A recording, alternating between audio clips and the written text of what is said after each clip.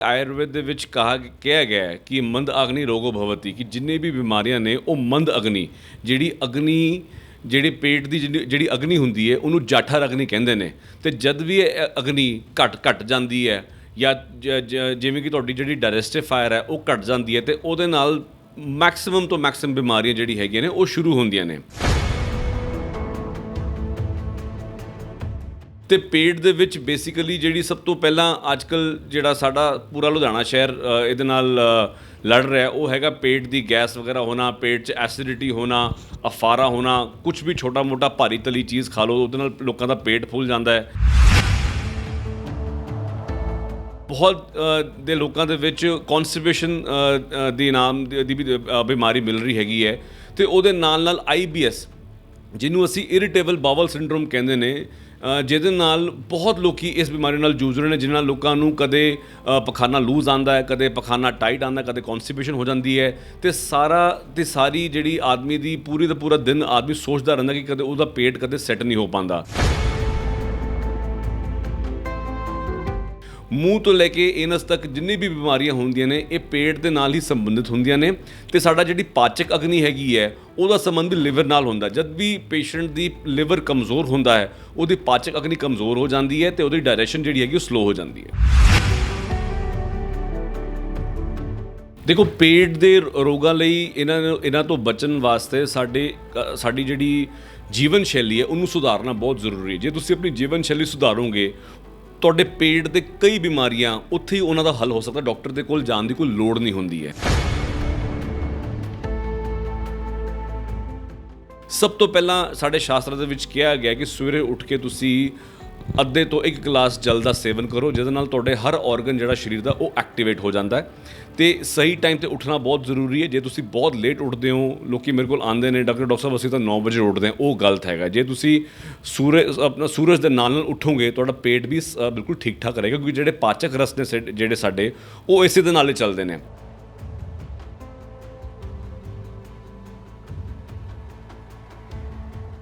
ਦੀ city headlines ਦੇਖਣ ਵਾਲੇ ਤਮਾਮ ਸਰੋਤਿਆਂ ਨੂੰ ਮੇਰੇ ਵੱਲੋਂ ਪਿਆਰ ਭਰੀ ਸਤਿ ਸ਼੍ਰੀ ਅਕਾਲ।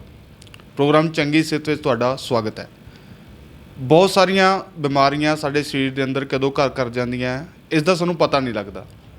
ਪੇਟ ਦੀਆਂ ਸਮੱਸਿਆਵਾਂ ਦੀ ਗੱਲ ਕਰੀਏ ਤਾਂ ਬਹੁਤ ਸਾਰੀਆਂ ਅਜਿਹੀਆਂ ਬਿਮਾਰੀਆਂ ਨੇ ਜੋ ਸਾਡੇ ਪੇਟ ਦੇ ਸ਼ੁਰੂ ਹੁੰਦੀਆਂ ਨੇ, ਅਤੇ ਅੱਜ ਇਸ ਸੰਬੰਧ ਦੇ ਵਿੱਚ ਗੱਲਬਾਤ ਕਰਨ ਦੇ ਲਈ ਮੇਰੇ ਨਾਲ ਗੌਹਰ ਵਾਸਤਾਨ ਡਾਕਟਰ ਆਯੁਰਵੈਦਿਕ ਮੌਜੂਦ ਨੇ। ਗੱਲਬਾਤ ਉਹਨਾਂ ਦੇ ਨਾਲ ਕਰਾਂਗੇ, ਜਾਣਾਂਗੇ ਇਸ ਬਿਮਾਰੀਆਂ ਬਾਰੇ ਕਿਵੇਂ ਬਚਿਆ ਜਾ ਸਕਦਾ ਹੈ, ਕਿਹੜੀਆਂ ਸਾਨੂੰ ਸਮੱਸਿਆਵਾਂ ਆ ਸਕਦੀਆਂ ਨੇ। ਡਾਕਟਰ ਸਾਹਿਬ ਸਤਿ ਸ਼੍ਰੀ ਅਕਾਲ ਜੀ, ਸਵਾਗਤ ਹੈ ਬਹੁਤ ਬਹੁਤ। ਸਤਿ ਸ਼੍ਰੀ ਅਕਾਲ ਜੀ, ਅਤੇ ਬਹੁਤ ਬਹੁਤ ਧੰਨਵਾਦ, ਅਤੇ ਸਾਰੇ ਦਰਸ਼ਕਾਂ ਨੂੰ, ਸਾਰੇ ਸਰੋਤਿਆਂ ਨੂੰ ਮੇਰਾ ਬਹੁਤ ਬਹੁਤ ਸਤਿ ਸ਼੍ਰੀ ਅਕਾਲ। ਸੋ ਸਰ, ਪਹਿਲਾ ਸਵਾਲ ਤਾਂ ਇਹੀ ਹੈ, ਜਿੱਦਾਂ ਮੈਂ ਗੱਲ ਕੀਤੀ ਪੇਟ ਦੀਆਂ ਸਮੱਸਿਆਵਾਂ ਨੂੰ ਲੈ ਕੇ, ਬਹੁਤ ਸਾਰੀਆਂ ਸਮੱਸਿਆਵਾਂ ਸਾਡੇ ਪੇਟ ਦੇ ਨਾਲ ਜੁੜੀਆਂ ਹੁੰਦੀਆਂ ਨੇ। ਸਭ ਤੋਂ ਪਹਿਲਾਂ ਤਾਂ ਸ਼ੁਰੂਆਤ ਆਪਾਂ ਇੱਥੋਂ ਹੀ ਕਰਦੇ ਹਾਂ ਕਿ ਪੇਟ ਦੀਆਂ ਸਮੱਸਿਆਵਾਂ ਕਿਹੜੀਆਂ ਹੁੰਦੀਆਂ ਨੇ। ਦੇਖੋ, ਆਯੁਰਵੇਦ ਇੱਕ ਇਹੋ ਜਿਹੀ ਪ੍ਰਣਾਲੀ ਹੈ ਜਿਹੜੀ ਕਿ ਪੇਟ ਦੇ ਰੋਗਾਂ ਉੱਤੇ ਬਹੁਤ ਜ਼ਿਆਦਾ ਬਲ ਦਿੰਦੀ ਹੈ। ਉਹਦਾ ਇੱਕ ਕਾਰਨ ਇਹ ਹੈਗਾ ਕਿ ਆਯੁਰਵੇਦ ਦੇ ਵਿੱਚ ਕਿਹਾ ਗਿਆ ਹੈ ਕਿ ਮੰਦ ਅਗਨੀ ਰੋਗੋ ਭਵਤੀ, ਕਿ ਜਿੰਨੇ ਵੀ ਬਿਮਾਰੀਆਂ ਨੇ ਉਹ ਮੰਦ ਅਗਨੀ ਜਿਹੜੀ ਪੇਟ ਦੀ ਜਿਹੜੀ ਅਗਨੀ ਹੁੰਦੀ ਹੈ ਉਹਨੂੰ ਜਾਠਰ ਅਗਨੀ ਕਹਿੰਦੇ ਨੇ। ਅਤੇ ਜਦ ਵੀ ਇਹ ਅਗਨੀ ਘਟ ਜਾਂਦੀ ਹੈ ਜਾਂ ਜਿਵੇਂ ਕਿ ਤੁਹਾਡੀ ਜਿਹੜੀ ਡਾਇਜੈਸਟਿਵ ਫਾਇਰ ਹੈ ਉਹ ਘਟ ਜਾਂਦੀ ਹੈ, ਅਤੇ ਉਹਦੇ ਨਾਲ ਮੈਕਸਿਮਮ ਤੋਂ ਮੈਕਸਿਮਮ ਬਿਮਾਰੀਆਂ ਜਿਹੜੀ ਹੈਗੀਆਂ ਨੇ ਉਹ ਸ਼ੁਰੂ ਹੁੰਦੀਆਂ ਨੇ। ਅਤੇ ਪੇਟ ਦੇ ਵਿੱਚ ਬੇਸਿਕਲੀ ਜਿਹੜੀ ਸਭ ਤੋਂ ਪਹਿਲਾਂ ਅੱਜ ਕੱਲ੍ਹ ਜਿਹੜਾ ਸਾਡਾ ਪੂਰਾ ਲੁਧਿਆਣਾ ਸ਼ਹਿਰ ਇਹਦੇ ਨਾਲ ਲੜ ਰਿਹਾ ਉਹ ਹੈਗਾ ਪੇਟ ਦੀ ਗੈਸ ਵਗੈਰਾ ਹੋਣਾ, ਪੇਟ 'ਚ ਐਸਿਡਿਟੀ ਹੋਣਾ, ਅਫਾਰਾ ਹੋਣਾ। ਕੁਛ ਵੀ ਛੋਟਾ ਮੋਟਾ ਭਾਰੀ ਤਲੀ ਚੀਜ਼ ਖਾ ਲਓ ਉਹਦੇ ਨਾਲ ਲੋਕਾਂ ਦਾ ਪੇਟ ਫੁੱਲ ਜਾਂਦਾ ਹੈ। ਅਤੇ ਇਹਦੇ ਬਾਅਦ ਬਹੁਤ ਦੇ ਲੋਕਾਂ ਦੇ ਵਿੱਚ ਕੌਨਸਟੀਪੇਸ਼ਨ ਦੀ ਨਾਮ ਦੀ ਵੀ ਬਿਮਾਰੀ ਮਿਲ ਰਹੀ ਹੈਗੀ ਹੈ, ਅਤੇ ਉਹਦੇ ਨਾਲ IBS ਜਿਹਨੂੰ ਅਸੀਂ ਇਰੀਟੇਬਲ ਬਾਵਲ ਸਿੰਡਰੋਮ ਕਹਿੰਦੇ ਨੇ, ਜਿਹਦੇ ਨਾਲ ਬਹੁਤ ਲੋਕ ਇਸ ਬਿਮਾਰੀ ਨਾਲ ਜੂਝ ਰਹੇ ਨੇ, ਜਿਹਨਾਂ ਨਾਲ ਲੋਕਾਂ ਨੂੰ ਕਦੇ ਪਖਾਨਾ ਲੂਜ਼ ਆਉਂਦਾ ਹੈ, ਕਦੇ ਪਖਾਨਾ ਟਾਈਟ ਆਉਂਦਾ, ਕਦੇ ਕੌਨਸਟੀਪੇਸ਼ਨ ਹੋ ਜਾਂਦੀ ਹੈ। ਅਤੇ ਸਾਰੀ ਜਿਹੜੀ ਆਦਮੀ ਦੀ ਪੂਰੀ ਦਾ ਪੂਰਾ ਦਿਨ ਆਦਮੀ ਸੋਚਦਾ ਰਹਿੰਦਾ ਕਿ ਕਦੇ ਉਹਦਾ ਪੇਟ ਕਦੇ ਸੈੱਟ ਨਹੀਂ ਹੋ ਪਾਉਂਦਾ। ਇਹਨੂੰ ਅਸੀਂ ਇਰੀਟੇਬਲ, ਮਤਲਬ ਉਹ ਪੇਸ਼ੈਂਟ ਹਮੇਸ਼ਾ ਇਰੀਟੇਟ ਰਹਿੰਦਾ ਕਿ ਉਹਦਾ ਪੇਟ ਕਿਸੇ ਐਂਗਲੋਂ ਠੀਕ ਨਹੀਂ ਹੈਗਾ। ਇਹ ਬਹੁਤ ਵੱਡੀ ਬਿਮਾਰੀ ਹੈਗੀ ਹੈ। ਉਹਦੇ ਬਾਅਦ ਫਿਰ ਪੇਟ ਦੀ ਬਿਮਾਰੀਆਂ ਦੇ ਵਿੱਚ ਅਲਸਰੇਟਿਵ ਕੋਲਾਈਟਿਸ ਜਿਹਨੂੰ ਅਸੀਂ ਖੂਨੀ ਦਸਤ ਕਹਿੰਦੇ ਹਾਂ। ਇਹਦੇ ਨਾਲ ਜਦ ਅਸੀਂ ਮਿਹਦੇ ਦੀ ਗੱਲ ਕਰਦੇ ਹਾਂ, ਪੂਰੀ ਡਾਇਜੈਸਟਿਵ ਸਿਸਟਮ ਦੀ ਗੱਲ ਕਰਦੇ ਹਾਂ, ਉਹਦੇ ਵਿੱਚ ਲਿਵਰ ਦੀ ਹੈਲਥ ਵੀ ਆ ਜਾਂਦੀ ਹੈ। ਮੂੰਹ ਤੋਂ ਲੈ ਕੇ ਏਨਸ ਤੱਕ ਜਿੰਨੀ ਵੀ ਬਿਮਾਰੀਆਂ ਹੁੰਦੀਆਂ ਨੇ ਇਹ ਪੇਟ ਦੇ ਨਾਲ ਹੀ ਸੰਬੰਧਿਤ ਹੁੰਦੀਆਂ ਨੇ। ਤੇ ਸਾਡਾ ਜਿਹੜੀ ਪਾਚਕ ਅਗਨੀ ਹੈਗੀ ਹੈ ਉਹਦਾ ਸੰਬੰਧ ਲਿਵਰ ਨਾਲ ਹੁੰਦਾ। ਜਦ ਵੀ ਪੇਸ਼ੈਂਟ ਦੀ ਲਿਵਰ ਕਮਜ਼ੋਰ ਹੁੰਦਾ ਹੈ ਉਹਦੀ ਪਾਚਕ ਅਗਨੀ ਕਮਜ਼ੋਰ ਹੋ ਜਾਂਦੀ ਹੈ ਤੇ ਉਹਦੀ ਡਾਇਜੈਸ਼ਨ ਜਿਹੜੀ ਹੈਗੀ ਉਹ ਸਲੋ ਹੋ ਜਾਂਦੀ ਹੈ। ਸਰ ਜੇ ਆਪਾਂ ਮੋਟਾ ਗੱਲ ਕਰੀਏ ਕਿ ਕਿੰਨੀਆਂ ਬਿਮਾਰੀਆਂ ਹੋ ਸਕਦੀਆਂ ਜੇਕਰ ਪੇਟ ਦੀ ਸਮੱਸਿਆ ਹੈਗੀ ਹੈ?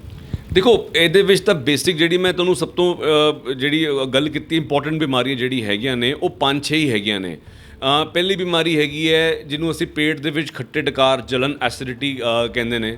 ਉਹਦੇ ਬਾਅਦ ਕਈ ਲੋਕਾਂ ਨੂੰ ਪੇਟ 'ਚ ਗੈਸ ਬਹੁਤ ਜ਼ਿਆਦਾ ਰਹਿੰਦੀ ਹੈਗੀ ਹੈ, ਅਫਾਰਾ ਰਹਿੰਦਾ। ਸਰ ਸਮੱਸਿਆਵਾਂ ਦੀ ਤੁਸੀਂ ਗੱਲ ਕੀਤੀ ਹੈ, ਜਿਹੜੀਆਂ ਪੇਟ ਦੀਆਂ ਸਮੱਸਿਆਵਾਂ ਆਉਂਦੀਆਂ ਨੇ ਇਹਨਾਂ ਨੂੰ ਹੋਣ ਦਾ ਕਾਰਨ ਕੀ ਹੈ? ਸਭ ਤੋਂ ਵੱਡਾ ਪੇਟ ਦੀ ਸਮੱਸਿਆ ਦਾ ਸਭ ਤੋਂ ਵੱਡਾ ਕਾਰਨ ਹੈਗਾ ਸਾਡੀ ਦਿਨਚਰਿਆ। ਹੁਣ ਸਾਡੀ ਪੂਰੀ ਇੱਕ ਜੀਵਨ ਸ਼ੈਲੀ ਇਹੋ ਜਿਹੀ ਖਰਾਬ ਹੋ ਚੁੱਕੀ ਹੈ ਜਿਹਦੇ ਵਿੱਚ ਸਾਡੀ ਦਿਨਚਰਿਆ ਉਹਦੀ ਮਤਲਬ ਸਾਨੂੰ ਸਵੇਰੇ ਉੱਠ ਕੇ ਕਿੰਨੇ ਵਜੇ ਉੱਠਣਾ ਚਾਹੀਦਾ।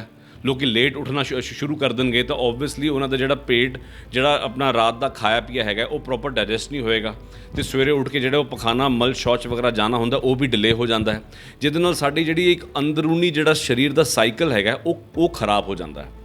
ਠੀਕ ਹੈ, ਦਿਨਚਰਿਆ ਤੋਂ ਬਾਅਦ ਰਾਤਰੀ ਚਰਿਆ ਦੇ ਵਿੱਚ ਮਤਲਬ ਤੁਹਾਡੀ ਜਿਹੜੀ ਰਾਤ ਹੈਗੀ ਹੈ ਉਹਨੂੰ ਕਿਸ ਤਰ੍ਹਾਂ ਨਿਭਾਇਆ ਜਾਵੇ। ਜੇ ਤੁਸੀਂ ਰਾਤ ਨੂੰ ਬਹੁਤ ਭਾਰੀ ਖਾਣਾ ਖਾਓਗੇ ਤਾਂ ਓਬਵੀਅਸਲੀ ਰਾਤ ਨੂੰ ਸਾਡੀ ਜਿਹੜੀ ਡਾਇਰੈਕਸ਼ਨ ਹੈ ਉਹ ਆਲਰੇਡੀ ਸਲੋ ਹੁੰਦੀ ਹੈ। ਜੇ ਤੁਸੀਂ ਤਲਿਆ ਹੋਇਆ ਭਾਰੀ ਪੂੜੀ ਛੋਲੇ ਵਗੈਰਾ ਰਾਜਮਾ ਚਾਵਲ ਵਗੈਰਾ ਖਾਓਗੇ ਤਾਂ ਤੁਸੀਂ ਸਵੇਰੇ ਤੁਹਾਨੂੰ ਓਬਵੀਅਸਲੀ ਪੇਟ ਦੇ ਵਿੱਚ ਤੁਹਾਨੂੰ ਐਸਿਡਿਟੀ ਤਾਂ ਹੋਏਗੀ। ਤੇ ਇਹਦੇ ਨਾਲ ਰਿਤੂ ਚਰਿਆ ਕਹਿਣ ਦਾ ਮਤਲਬ ਹੈ ਹਰ ਰਿਤੂ ਦੇ ਹਿਸਾਬ ਨਾਲ ਹਰ ਮੌਸਮ ਦੇ ਹਿਸਾਬ ਨਾਲ ਤੁਹਾਨੂੰ ਕਿਸ ਸਹੀ ਤਰੀਕੇ ਨਾਲ ਕੀ ਖਾਣਾ ਚਾਹੀਦਾ ਹੈ। ਜਿਵੇਂ ਕਿ ਅੱਜ ਕੱਲ੍ਹ ਗਰਮੀਆਂ ਚੱਲ ਰਹੀਆਂ ਨੇ, ਹੁਣ ਤੁਸੀਂ ਜੇ ਅੱਜ ਕੱਲ੍ਹ ਪਿਸਤੇ ਤੇ ਬਦਾਮ ਵਗੈਰਾ ਜ਼ਿਆਦਾ ਖਾਓਗੇ ਜਾਂ ਫਿਰ ਕਾਜੂ ਵਗੈਰਾ ਜ਼ਿਆਦਾ ਖਾਓਗੇ ਤਾਂ ਤੁਹਾਨੂੰ ਪੇਟ ਦੇ ਵਿੱਚ ਸਮੱਸਿਆ ਹੋ ਸਕਦੀ ਹੈ। ਉਹਦੇ ਬਾਅਦ ਆਉਂਦਾ ਹੈ ਸਾਡਾ ਆਹਾਰ ਦਾ ਮਤਲਬ ਹੈਗਾ ਸਾਡਾ ਖਾਣ ਪਾਨ।